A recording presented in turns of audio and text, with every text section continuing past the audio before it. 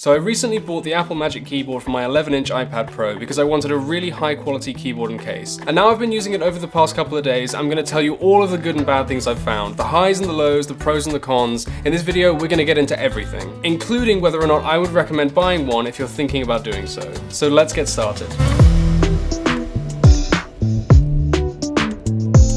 First off, let's talk about the design, which I think looks fantastic. So there are two main parts. There's the keyboard, and then there's a back panel which connects to the iPad magnetically, securely, and really easily. You can open and close the keyboard using a long cylindrical hinge at the back, which really conveniently comes with an extra USB Type-C port for pass-through charging, and there's a crease halfway up the back for adjusting viewing angles through a range of 130 degrees, which for me feels like just the right amount. Now in my view, the material that it's made from is a little bit more of a mixed bag. The model that I have has a matte black finish, but it is also available in white. On the one hand, the material looks great and it feels premium, but it's also easy to get smudges and fingerprints on, so it might not stay looking super clean for that long. Now the Magic Keyboard is built to a really high standard, but there are a couple of caveats to be aware of. When it's folded down into a case, you'll get a really nice thick layer of protection on either side of your iPad, but what's less than ideal is that the speaker holes and corners will remain uncovered, and therefore a little more open to knocks and bumps when you're on the go. I find this lack of coverage just a little frustrating, because if I'm traveling, it kind of feels like I have to spend maybe even more money on an external sleeve or something like that, which is just a little irritating given how expensive the Magic Keyboard is already. Another positive about the build quality though is that the keyboard feels really sturdy. There's no flex to it at all when you try and bend it. The keyboard does feel a little lightweight to me compared to others that are built into most laptops, but that isn't really a drawback because it's still the most premium one that you can buy for your iPad. Okay, let's talk more about weight now. This is actually where I've personally found things to be a little awkward with the Magic Keyboard. While you'd expect any premium keyboard case to be heavy, keep in mind that this case weighs around 470 grams for the 11-inch iPad Pro and over 700 grams for the 12.9-inch model, which in both cases more than doubles the weight of your iPad. So if you're somebody that does like to travel light, then the weight might put you off. But more importantly, the internal distribution of the weight is not really ideal. When you pick up the iPad with the keyboard attached, you'll feel that most of the weight lies towards the back, which is really different to most laptops, which are heavier at the base underneath the keyboard. This top-heavy design can be fine when you're holding it in your hands or when you have it on a desk, but it can be a little difficult to type with if you have it on your lap, especially if your legs are slanted down a little bit, because your iPad can easily topple forward unless you use your wrists on the keyboard as counterweights, which can be a little uncomfortable after a while. I personally just wish the weight of the Magic Keyboard and the iPad together was a little bit more lap friendly, although it doesn't have any problems being perfectly balanced when it's on a hard surface without any incline. Now as far as the keyboard itself goes, I've mostly been really impressed with it. It feels really good to use, but it does lack some functionality which is a little bit disappointing, so let's go ahead and take a closer look. Straight out of the box, the keyboard feels really responsive to type with, and I haven't felt that I needed to go into the settings to change anything for improvement. Basically, it just integrates and connects with the iPad really well without any noticeable lag. The keys feel clicky, as well as light and supple without being weak or flimsy,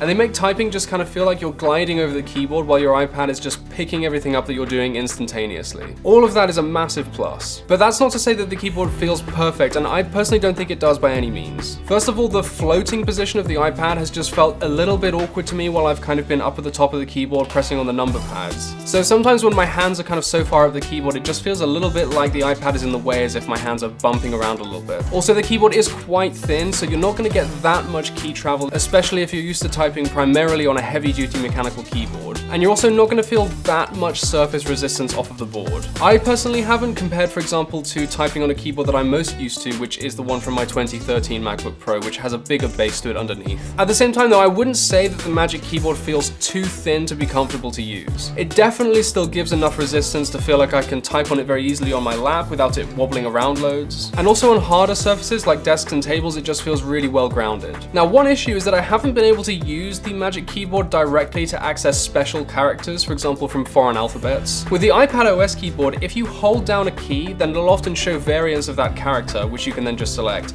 But with the Magic Keyboard, those options just don't come up. So you have to learn keyboard shortcuts for each character that you want to use. For me, this lack of functionality is just a little bit disappointing. It's not a deal breaker, but I don't really see why Apple couldn't have just made the Magic Keyboard work in exactly the same way that the iPad OS keyboard does. You probably won't find it a big inconvenience though. Now another difference between the iPad OS keyboard and the Magic Keyboard is the way that the backspace key works. works. On iPadOS, if you hold down the key, it will start by deleting individual characters and then proceed to delete entire words to make the process just a little bit faster. Unfortunately, the Magic Keyboard only ever deletes individual characters, which can feel a little sluggish when you want to delete long lines of work that you've been doing. Fortunately though, there is a workaround, and shout out to Alex Yan for letting me know about this in the comment section of my review of the Logitech Combo Touch. If you go to Settings, Accessibility, Keyboard, and then Key Repeat, you can lower the time intervals shown on the screen. Then, when you hold down backspace, you'll be able to delete characters faster, so that's pretty neat. One last drawback about the keyboard that I've noticed, unfortunately, is that it doesn't come with any iPadOS shortcut keys. That means that you can't skip music tracks, you can't control brightness, you can't control keyboard backlight brightness, you can't control volume and so on directly from the keyboard. Instead, you have to use the hardware buttons on your iPad, or you just control everything through the settings or the control center. Again, I think this is just a little bit disappointing. I think that shortcut keys would have been a really useful addition, especially given that they feature on most laptops for easier control. There's also the trackpad, which generally feels really good. Again, it's super responsive, feels free of any lag, and the click feels really crunchy and tactile. The only thing I would say is that the trackpad does feel a little bit small, at least for me. It's quite wide, but it doesn't have that much vertical depth, which means that scrolling can be a little bit uncomfortable if you're swiping up and down, for example, and then your hand just bumps off the edge of the trackpad when you don't want it to. I definitely have preferred the trackpad to be a little bit deeper, but it's still really easy to use. Okay, so let's sum up. Over the past couple of days, I've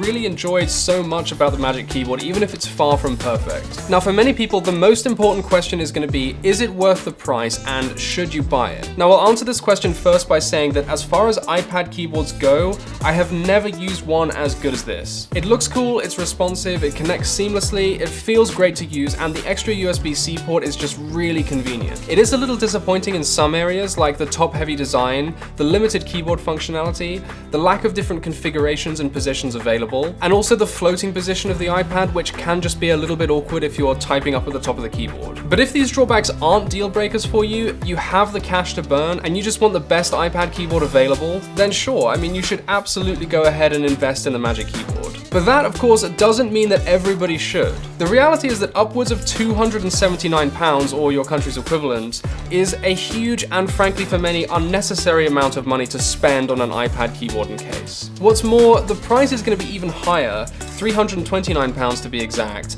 if you need the model which is compatible with the 12.9-inch iPad Pro. So for around £100 cheaper, there are alternatives available like the Logitech Combo Touch, which I'd argue is actually better value for money, because it's still really premium and feels almost exactly the same to use as the Magic Keyboard. In the end though, it all just comes down to how much money you want to spend and exactly what you want. For a high price, Apple will simply give you the best quality option available. But if you want something that's still absolutely great and considerably cheaper, then I'd highly recommend checking out other alternatives like the Logitech Combo Touch instead. If you like this video and you found it useful, then go ahead and smash the like button, and if you found it especially helpful, then go ahead and subscribe. It's completely free and you'll keep up to date with all of the latest news on the channel. If you want to dig deeper into other keyboards and cases available for the iPad Pro, then also go ahead and check out my recent review of the Logitech Combo Touch, which will be linked down below. Thanks for watching, see you again in the next video.